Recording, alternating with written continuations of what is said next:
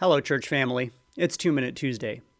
The novel The 100 Years of Lenny and Margot is about a friendship that develops between a 17-year-old girl and an 83-year-old woman. They get to know each other because they live on the same hospital floor, and what they have in common is that they both have terminal medical conditions. They first meet at an art class that's been put together for patients in the hospital.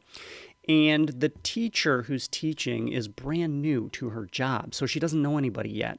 And so, in an attempt to get to know her students, she engages in kind of awkward small talk. She goes to Lenny and Margot, who are seated together, and she says, "How are you today?" And they both say together, "We're dying."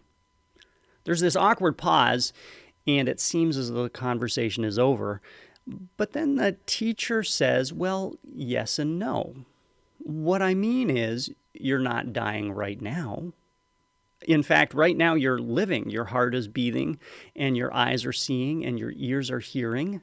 You're sitting in this room completely alive. And so you're not dying, you're living.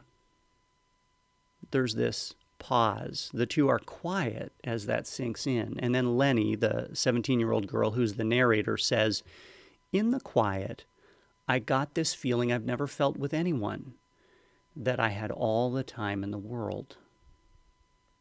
As you know, this past Sunday we celebrated the resurrection of Jesus Christ.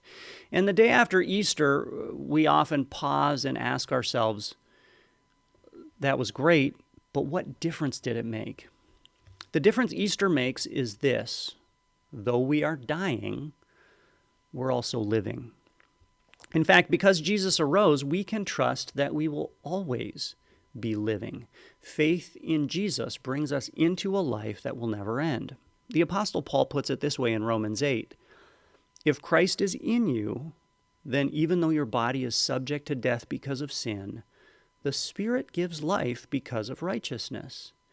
And if the Spirit of Him who raised Jesus from the dead is living in you, He who raised Christ from the dead will also give life to your mortal bodies because of His Spirit who lives in you." None of us can know how much time we have left on this earth, and the older you get, the more painfully aware you are of how short the time really is. But Christ's resurrection brings the promise of our resurrection, which means that no matter how much or how little time you have here, or how well or how badly it's going, you and I really do have all the time in the world. As Christians, each of us can live every moment as though we have all the time in the world.